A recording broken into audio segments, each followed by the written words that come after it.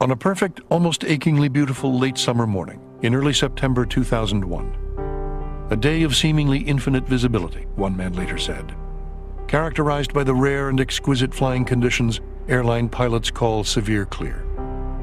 Life in New York and much of the rest of the contemporary world was changed irrevocably in the space of less than 2 hours. In my years in New York, there's obviously nothing like it. Nothing comes close. As a newspaperman, I've seen other horrors, wars, and the earthquake in Mexico in '85, which killed 20,000 people. But that was an act of nature, not of man. The combination of the death, the spectacular event of the two skyscrapers collapsing, and the motivations behind it, all those things, I think, made this something that just struck a knife right into the heart of every New Yorker, knowing that we'd never be able to look at our city the same way again. First of all, it's a surprise on a beautiful day at the center of this powerful nation, which has not been attacked on its own shores or its own land by a foreign power in almost 200 years. So that's a new thing. Secondly, the public focus on this. Never in the history of the world had there been anything even close. There's not really a second place. The second place would probably be the assassination of President Kennedy. You know, a world event where the world is focused on that story, but nothing like this, where it's seen instantaneously as it happens by tens of millions of people around the globe. In a little less than 2 hours, with an almost poetically horrifying symmetry, the symbols and instruments of the city's uniquely air-minded culture, and of globalization itself, skyscrapers, jets, and the mass media, would be turned back against themselves with a devastatingly lethal impact and effect. We were utterly struck by the fact that nothing here fit with any prior experience. I mean, of course, people were talking about how it looked like something in a disaster movie. We could only think in terms of life imitating art because we had no other thing to compare it to. So people went to the movies and compared it.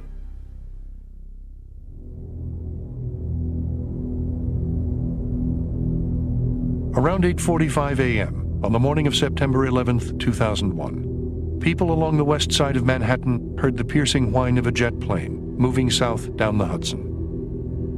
Everything about its trajectory was wrong. Heading south along an airway normally reserved for northbound traffic, it was moving much too fast and much too close to the ground, nearly 500 miles per hour at an altitude of just 900 feet, more than twice the speed permitted for aircraft that low. It took less than 90 seconds for American Airlines Flight 11 to hurtle the entire length of Manhattan Island. A little after 8:46 a.m., the huge 137-ton Boeing 767, measuring more than half a football field in length from wingtip to wingtip, and carrying more than 9,000 gallons of highly inflammable jet fuel, flashed across the final 20 blocks from Canal Street to the World Trade Center, and tore through the north wall of the North Tower between the 94th and 98th floors.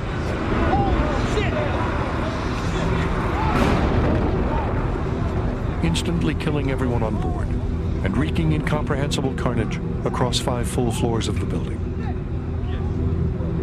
Witnesses on the upper floors of the South Tower were stunned to see a wall of flame burst through the south windows of Tower 1, 130 feet away, followed by a shower of disintegrating desks, files, furniture, computer terminals, airplane parts, and burning bodies. If you were just below where the plane hit, your ceilings fell, you saw the glint of the plane going overhead, there's an overwhelming feeling of terror, and you were probably knocked off your feet. And of course, if you were in the zone itself, you may have died instantly, but even very close, and this is very tragic, very close to the regions of impact, there were people who lived for long minutes as they sought refuge from the building flames, the tremendous heat. A couple of them even were able to phone. And then often in that region, their lives ended quickly in the fire or they chose to leap from the tower. That airplane straddled several floors, and it delivered a hell of a punch. The building swayed. We know that when that punch was delivered, the swaying took the form of waves that ran vertically up and down the building multiple times, sort of echoing up and down the building. And really the incredible thing is, considering the speed with which those airplanes were flying, enormous weight, enormous speed. Rather than decapitating the buildings or pushing them over, the buildings absorbed the impact entirely. They took the hit and they stood. I was heading for the Holland Tunnel, which has a 4-block concourse, if you want to call it, leading to the toll booth. And as I turned into the first of those 4 blocks and I looked up, I said, oh my God, there was a hole in tower number 1. And my first thought was, it can't be a helicopter, the hole's too big. And the second was, my God, it can't be a commercial plane because they're instructed to fly into the river if they have problems. I knew that. By 8:55, an army of firemen, police officers, emergency medical personnel, and government officials, including the mayor himself, had begun to descend on Lower Manhattan, along with an army of reporters, photographers, and television crews, as the machinery of the largest media apparatus in the world began to focus on the 16-acre site. At 9:02 a.m., little more than 15 minutes after the attack, millions of people in the metropolitan region, and tens of millions more across the country and around the world, were staring intently at the smoldering skyline of Lower Manhattan, when a dark shape appeared on the horizon above the New Jersey lowlands and came hurtling across the upper bay. I got out of my car. Other people did. And suddenly I saw plane number 2 coming from the south over the Statue of Liberty, going very fast. They say between 500 and 600 miles an hour.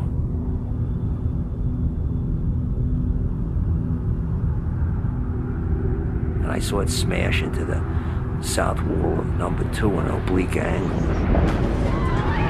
I saw this big ball of flame, and the nose came out on the north side and on the east side. My first reaction, my God, there's poor people above because they're going to wipe out all the staircases and all the sprinkler systems. That airplane just went sliced right through it. And the power of such a big plane at that speed. And for a moment, incredible sadness for the people there, and then an incredible anger, feeling that somebody had deliberately rammed into those towers and those poor innocent people that were in there. I was at the Tweed Courthouse on Chambers Street, right behind City Hall. I grabbed a notebook and ran to the street in time to see the second one hit. I knew right away, obviously it was terrorism, this amazing fireball that came roaring towards Broadway. And people on the street corner just going, oh shit, oh shit, oh shit. That expression must have been uttered like 10 million times that day. Just astonishment at what they were looking at. We know that when the airplanes hit, there was an instantaneous release of energy in the form of fuel vaporized that caught on fire. There was fire instantaneously across multiple floors. That fire, which was a kerosene fire, jet fuel fire, burned very hot, but it also burned very fast. We're talking 3 to 5 minutes. But what it did is it ignited a simultaneous office fire, in both cases, across multiple floors. An office fire the like of which had not been imagined before.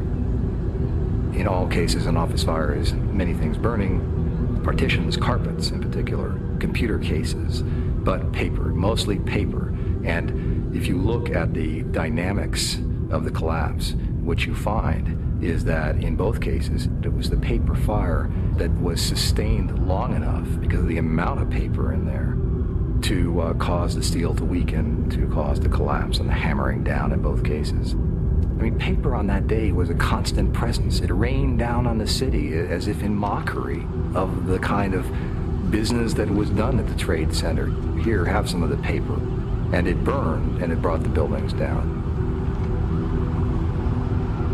The second plane had struck the South Tower at 9:02:54 a.m., just 16 minutes after the first plane went in.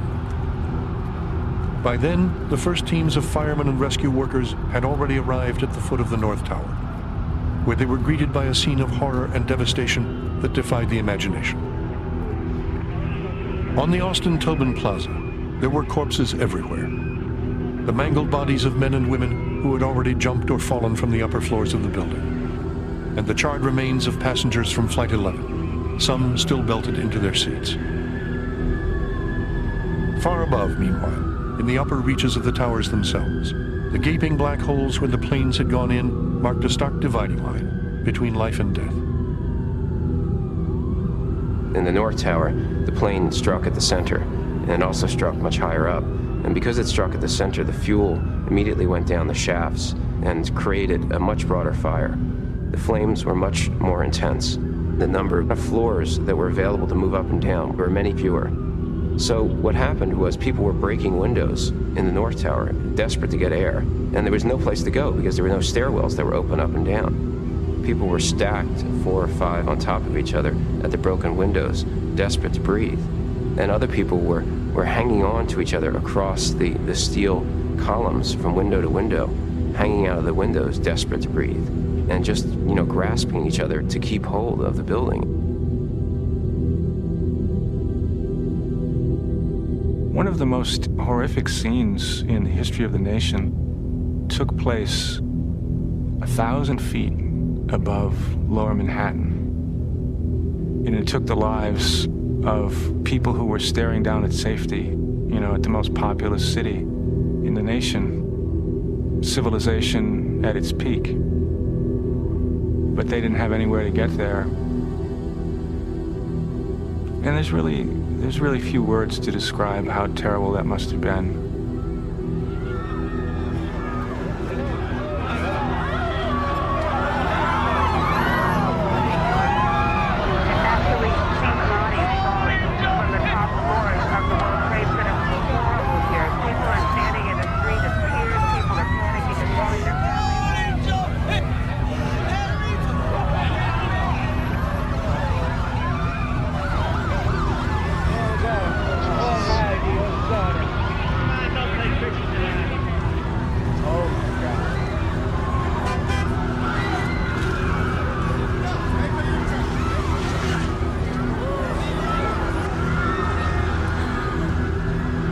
By 9:30, ordinary life had all but ceased across the city, as millions of New Yorkers and hundreds of millions more around the world looked on in shock and disbelief at the nightmarish images unfolding in real time on TV. You usually can gauge things, within a few minutes, so that they may start getting worse. But at one time you say, well, this is what they are. But this was something that started getting worse and worse and worse and worse and worse and worse. At 9:38, word came that terrorists had commandeered a third jetliner and crashed it into the Pentagon, killing everyone on board and 126 people on the ground. And not long after, that a fourth plane had crashed into a hillside in rural Pennsylvania, brought down by some of its own heroic passengers before it could reach its intended target in the nation's capital. What struck me at the time, I think, is the most significant part of that, was when they came on and said that the Federal Aviation Administration ordered all air traffic in the United States to be grounded. I knew that had never happened before. There are tens of thousands of planes in the United States at any one time, and to say they have to land now. What hit me was that this is really beyond whatever I had thought.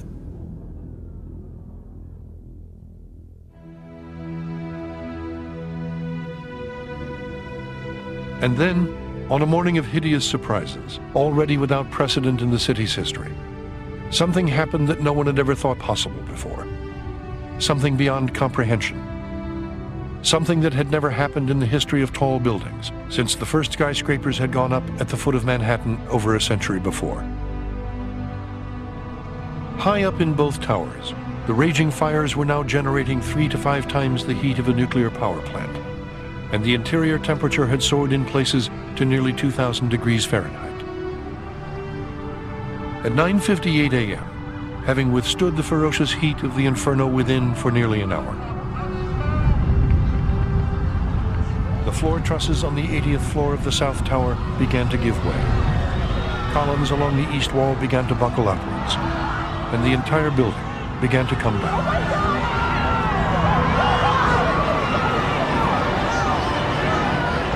As the quarter-mile-tall structure dissolved into a massive shroud of smoke and dust, thousands of people in the surrounding streets began to cry out in horror and disbelief, then ran for their lives, pursued by an enormous billowing cloud of dust and debris.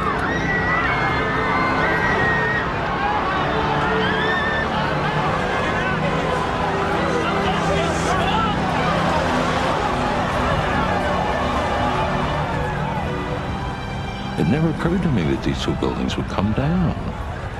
So that when they did, it was the most shocking moment maybe that it ever had. That the South Tower began to tip forward and then righted itself and came down in what in memory seems like a slow motion moment.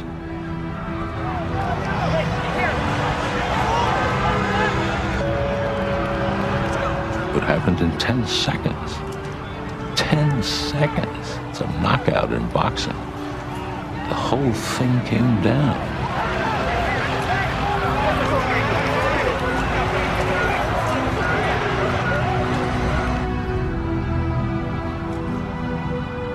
It was just, to me, still, it's a staggering moment in New York, in any history, in world history, for a place that had never had anything like that happen to it ever before.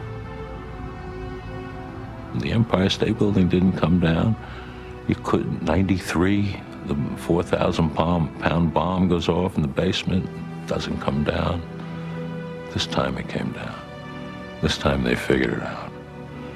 And I thought, oh man, something new's happened here. At 10:28 a.m., 30 minutes after the South Tower fell, the television antenna atop the North Tower began to give way, followed a fraction of a second later by the upper floors of the building itself, as the entire North Tower now came down too.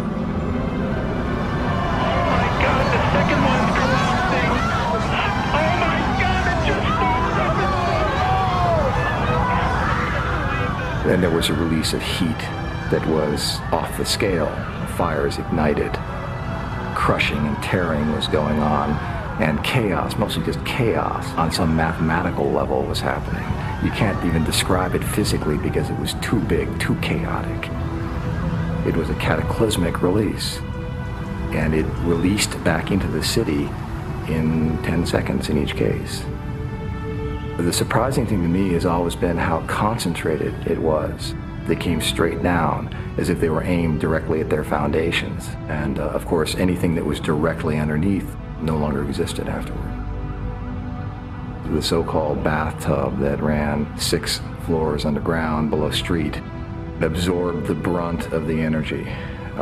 Inside that bathtub during those twin 10-second pulses, what was really happening, nobody can even imagine. We know what the results were. The results were, we were grappling with the results inside that hole for the following 9 months. We're, in a sense, probably will be grappling with the results for years to come. I was upstate New York when I heard of the towers being destroyed. A side of me was not believing it. It was a very strange blend of feelings. One was the sorrow, the horror at witnessing human life being obliterated for no reason like that. And I felt something beyond words. I felt almost an alive part of me being squeezed to nothing, being extracted, an evisceration almost. It's an interesting question when you saw those 2 giant towers collapse almost cleanly on themselves. Where did they go? I have read in some architecture article that they were made mostly of air. If you consider the space between the solid molecules, the steel, the concrete, the glass, the aluminum, there was a lot of air, it was mostly air actually. And they disappeared, and it's where did they go was part of the disbelief that I was feeling, because how you can make 200,000 tons of steel disappear, it's unbelievable. In the end, the 500,000 tons of concrete, steel, glass, and aluminum in each tower had hurtled to the ground in a virtual freefall, traveling at a speed of 125 miles an hour. Shock waves from the twin impacts were picked up more than 40 miles away by seismic instruments used for monitoring earthquakes. The immense columns of rubble and dust drifting away from ground zero could be clearly seen from outer space. I have to tell you, I didn't know whether the buildings were empty or whether there were tens of thousands of people in them. I just had no idea, and I was totally devastated by the fact that all those people were in there, and this building that I had designed was perhaps falling on them. The buildings were not so important to me. I'm good at buildings, but people are another matter. It was a terrible event. Absolutely terrible. I don't think you can measure the impact. It's absolutely enormous. Everybody felt it, but of course those who felt it most and will never get over the effects are those who lost people.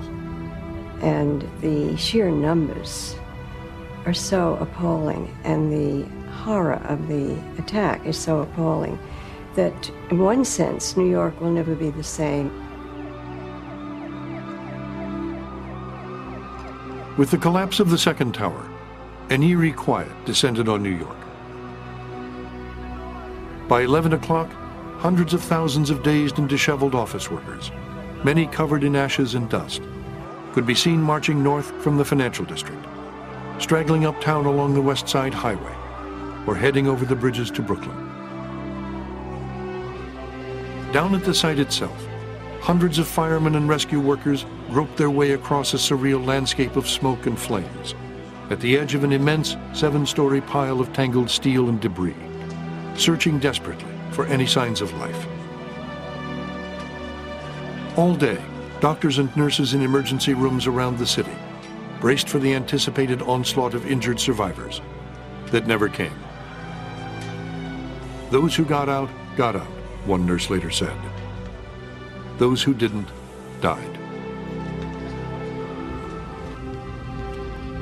Around 5:20 in the afternoon, building number 7, a 47-story tower on the north side of Vesey Street, succumbed to a raging oil fire within and fell to the ground.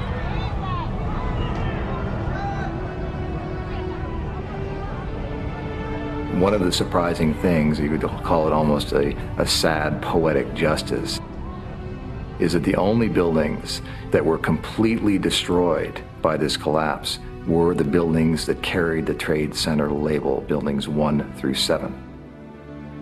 No other buildings, with the exception of the small Orthodox church there that dissolved, were destroyed.